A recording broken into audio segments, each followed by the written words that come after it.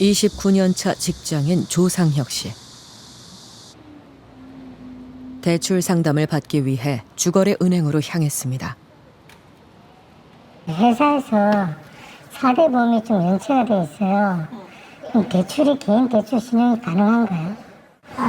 쉽지 않죠, 아무래도. 일단은 소득자료나 재직자료를 가지고 한번 방문하셔가지고 상담을 한번 하세요. 근데 안 될 수 있는 가능성이 좀 있을 것 같아요. 그래요? 네. 4대 보험료를 연체 중인 회사. 문제는 그뿐만이 아니었습니다. 작년 9월부터 이제 임금 체불이 시작되면서 9월 달에 50% 주다가 10월, 11월, 12월을 안 줘요. 1월 달에 하다가 50% 주고 2월 달에 50% 주고 그래서 생활이 너무 어려우니까 친구한테 부탁해가지고 회사 사정 말하고 또 한 명한테 빌리고 또 다른 사람 또 연락해가지고 또 빌리고 와이프도 어려우니까 파트타임으로 뭐 좀 나가고 먹고는 살아야 되니까 진짜 저 단벌이었거든요.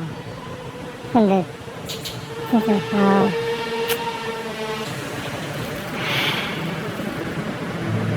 미안하죠. 진짜. 이제는 가족들 볼 면목도 없다는 상혁 씨.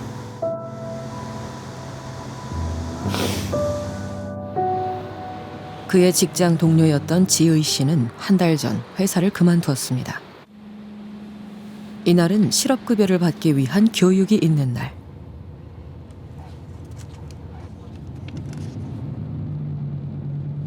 근 30년 가까이 맨날 아침에 일어나면 무조건 출근하는 곳이 있었는데 갑자기 없으니까. 실업급여로 받을 수 있는 금액은 한 달에 약 180만 원. 지금 살고 있는 집은 전세자금 대출 3억 원을 받아 마련한 집입니다. 실업급여로 이자를 갚고 나면 남는 것이 없습니다.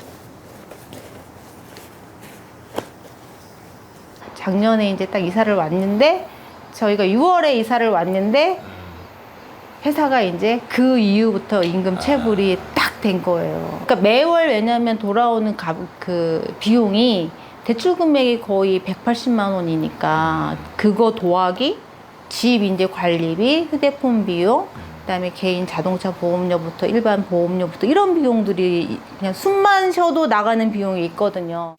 3인분 3컵 이렇게 해가지고 2달치 임금을 더 주겠다며 희망퇴직을 받은 회사는 체불 임금도 퇴직금도 주지 않고 있습니다. 나날이 적자가 쌓여가는 가계부를 생각하면 마음 불편한 일상. 눈높이를 잔뜩 낮춰 재취업에 도전 중이지만 그마저도 쉽진 않습니다. 체불 임금이랑 퇴직금을 제가 다 받았으면 지금 제가 알아보는 이런 구직 활동이 아닌 다른 거를 선택할 수 있었겠죠. 제가 기초자금이 들어가잖아요. 근데 돈 한 푼도 없이 할 수 있는 건 없기 때문에. 네. 50을 바라보는 나이, 인생 후반기의 여정도 위태롭기만 합니다. 회사에 다녔던 30년간 이런 위기가 닥칠 줄은 꿈에도 몰랐다는 지의 씨. 그런 큰 회사에서 임금을 안 줘? 제 친구들도 그렇고 다 그 얘기를 하는 거예요. 무슨 3명, 4명 일하는 사업장도 아닌데 이게 있을 수가 없다고 생각하는 거. 다들 얘기를 하면 믿지를 않는 거예요. 50% 이상 물량을 늘렸지만 그래도 1993년 지의 씨는 이른바 탱크주의를 선언하며 삼성, LG와 경쟁했던 대우전자에 입사했습니다. 대우그룹의 몰락 이후 부침의 세월을 겪던 회사는 지난 2018년 대유 위니아 그룹에 인수됐고 지금은 위니아 전자로 간판을 바꾸어 달았습니다.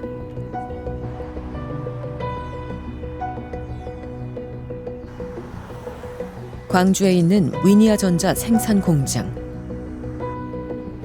지난해 말부터 생산 라인 대부분이 가동을 중단했습니다. 최근에는 대규모 희망퇴직과 권고사직이 잇따랐고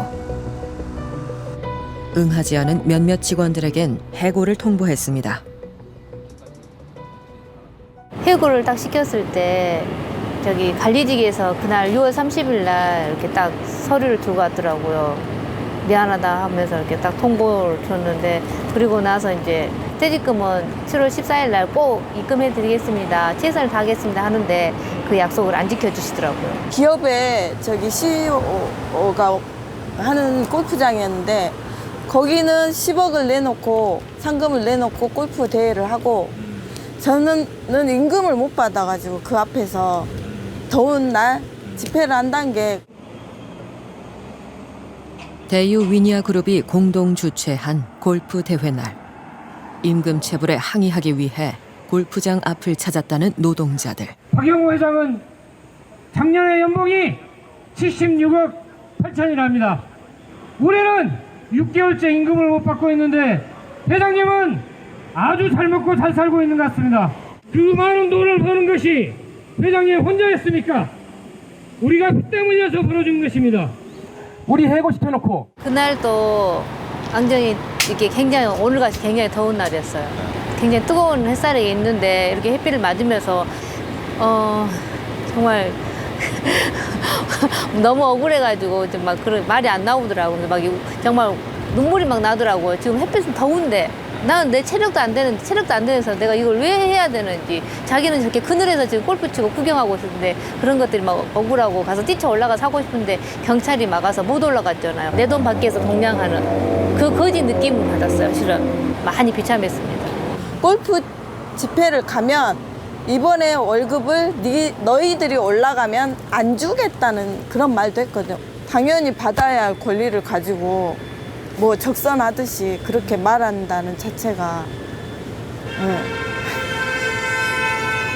적선이 아니잖아요. 저희들 돈이잖아요.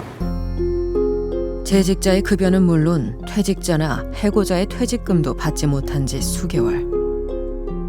3월부터 10차례 넘게 집회를 이어오고 있습니다. 집회를 이끌고 있는 이는 30년을 근무하고 지난해 연말 퇴직한 최정필 씨. 해외 영업 전문가로 세계 곳곳을 누비며 장관 표창장을 받기도 했던 최 씨. 그가 퇴직한 것은 회사의 약속을 믿었기 때문이었습니다. 선배로서 그래도 그 저희가 빠져나오면 임금이 줄면 그만큼 회사는 회생할 수 있는 기회가 있을 거라고 믿고 싶었어요. 무려 60명이 나왔어요. 그러면 좋다, 우리 나가겠다. 나왔는데 안 준 상태에서 그냥 퇴사시켜 버리니까 기망이라고 저는 생각이 되고.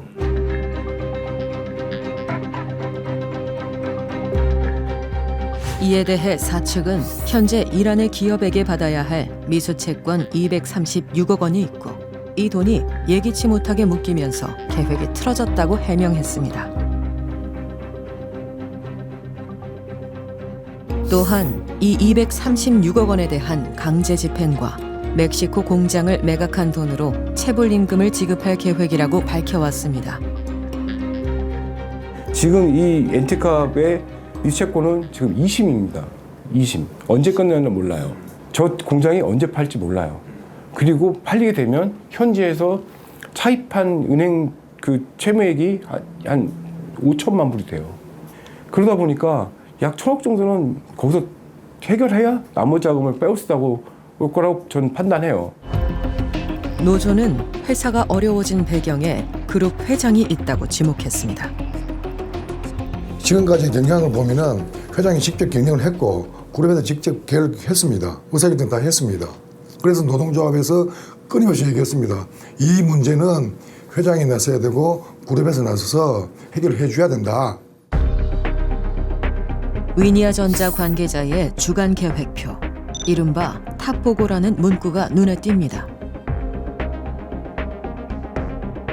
탑보고를 언급한 또 다른 메일. 받는 이 중엔 그룹 회장의 비서실 업무 담당자가 있습니다.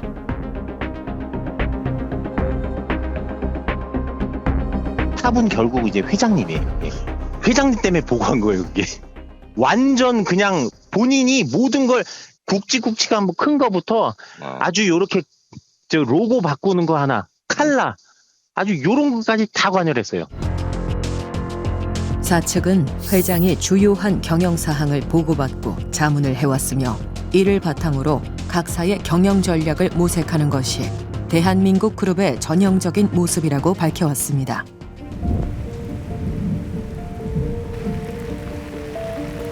근로기준법이 제정된 지 70년. 하지만 법을 지키라는 당연한 외침은 오늘도 공허한 메아리로 흐르고 있습니다.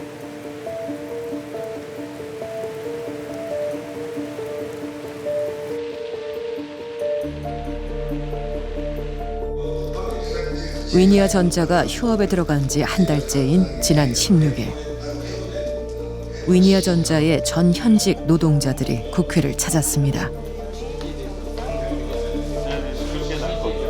그 회장이 도대체 어떤 생각을 가지는지 모르겠어요. 한 번도 임자평을 한 적도 없고 사과 얘기를 한 적도 없고 워낙에 아무 움직임이 없으니까. 임금체불 사태를 대중에게 알리고 해결을 촉구하기 위한 자리. 그 체불 임금액은 400여억 원에 이릅니다. 신용불량자로 전락할 수밖에 없는 상황에 처했습니다. 돈이 없다기보다는 노동자 경영상의 실패가 임금체불의 원인이라면 경영에 관여했던 회장님이 나서달라고 했습니다. 길게는 2년, 짧게는 10개월 이상 노동력을 제공하고 기업은 임금을 지급하는 건 아주 기본적인 자본주의 사회의 계약이거든요. 그것을 위반하고 안 지킨다는 거는 자본주의 사회가 기본적으로 작동하는 원리 자체를 부정하는 그런 행위다. 임금을 주지 않는다는 거는 돈을 주지 않은 게 아니라 선생님의 시간을 뺏은 거예요. 인생의 일부를 가져가 버린 거거든요. 어떻게 그냥 단순하게 돈이죠? 그건 사람의 생명에 삭신 거죠. 25일인 오늘은 위니아전자의 월급날. 하지만 오늘 퇴근 시간까지 통장에 돈은 들어오지 않았습니다. 이제 직원들은 이미 1년 넘게 반복해온 희망고문 대신 막대한 자본을 바탕으로 그룹의 몸집을 불려온 회장님. 법적인 책임에선 늘 한 발 물러나 있는 그 회장님의 책임 있는 한마디를 요구하고 있습니다. 허울만 프리랜서인 특수고용 노동자. 정년을 넘겼지만 일해야 하는 늙은 노동자.